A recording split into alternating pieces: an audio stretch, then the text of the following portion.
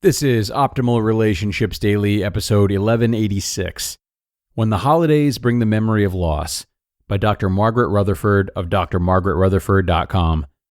Hello, everybody. My name is Greg Audino. I am your host and narrator here on the show that is all about improving your relationships, one narration at a time, one day at a time, holidays included. And this post leans into the holidays and the parts of them that can be very difficult to deal with, namely the loss of someone we love who isn't around this season. Dr. Margaret Rutherford, a really talented writer and therapist whose work we love to share, has some thoughts about this. So let's check out her work now and optimize your life.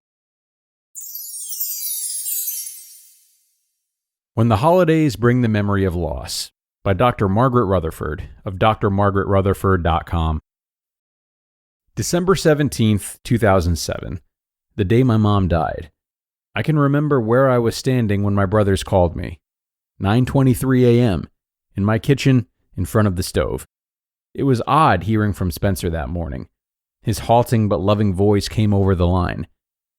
Margaret, Mom died. Just 3 words. I was shocked, even though she was in her early 80s. She hadn't been well mentally, but physically, supposedly, had no problems.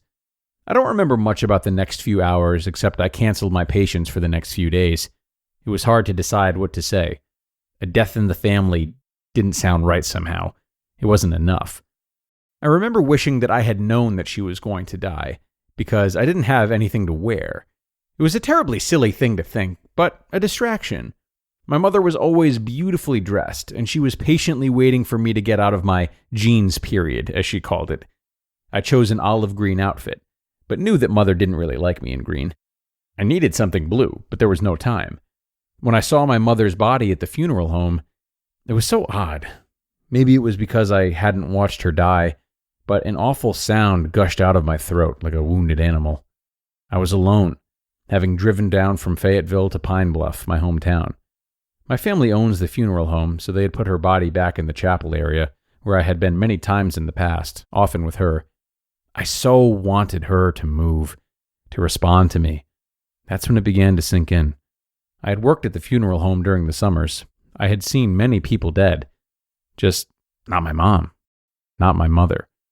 First, we had a private service with my father, who was too physically frail to attend a church service. Held in their bedroom, it was tender and moving. Her funeral was a comedy of errors. My mother had been a Juilliard-trained musician, as a pianist and organist. I had met with the organist and the pastor to specifically plan regal, ceremonious music that my mother would have loved. They, unfortunately, decided to take matters into their own hands. Instead of playing what I had requested, the pastor had opted for some ditty called Life is a Symphony. It sounded like music you would hear at a carnival. I expected a performing monkey to run down the aisle at any moment. I was disgusted. My brother Adam's shoulders were shaking with silent laughter. Mother would have left if she could have. As the family followed the casket down the aisle at the end of the service, I had a severe panic attack. Maybe it looked like I was distraught. I was trembling, sweating. I had filled myself full of beta blockers before the service, anticipating such a response. Still, the panic won.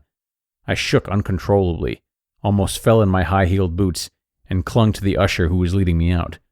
I rushed into the waiting limousine. Dad died 1 week later, on Christmas Eve. He had been very ill. His death, although terribly hard for us emotionally, was a blessing for him.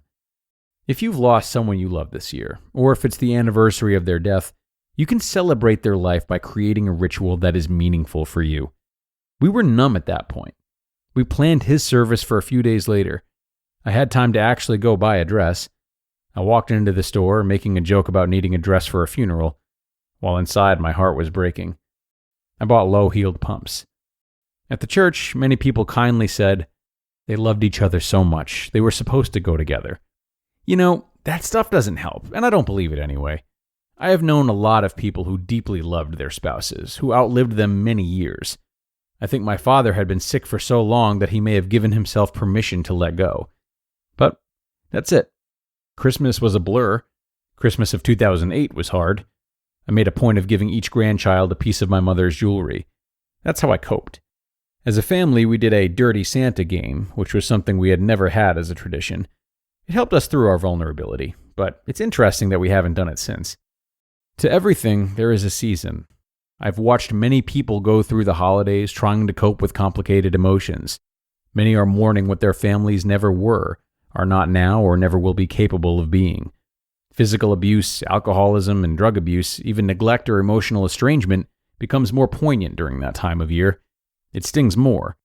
If there has been death during this time, and especially if it's a death by suicide, it can feel like you are trudging through each day, waiting to take a breath in January.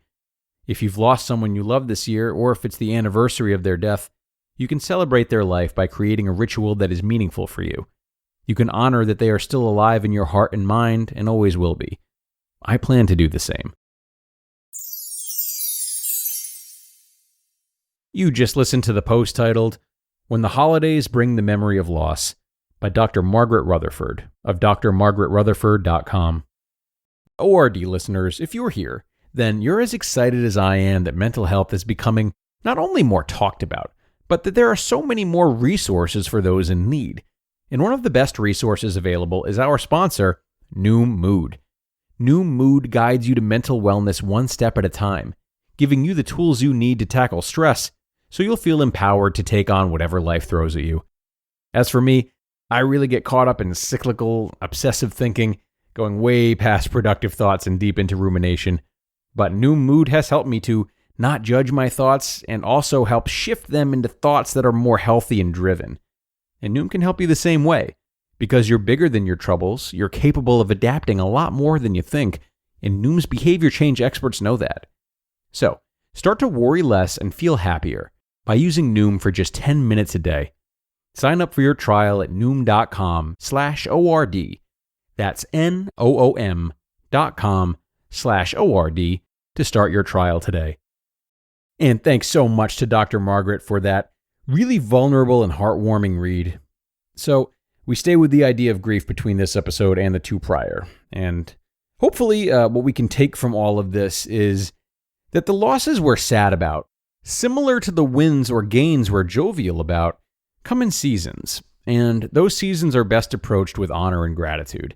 Thankful for what we've learned and what we've been given, and anticipating ups and downs as the seasons inevitably shape-shift again. Are we always capable of doing this? Of course not. But we can always lean into the practice of asking ourselves if we are healthily attached to the season we're in and the feelings we have and the people by our sides. Are we relating to it all well?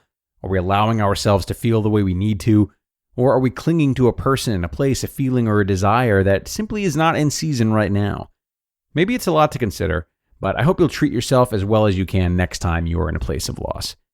That's going to do it for this one, though, everyone. I thank you so much for being here and listening to another tougher yet important episode. And do be sure to come on back tomorrow for another post that can help you thrive in your relationships. That's where your optimal life awaits.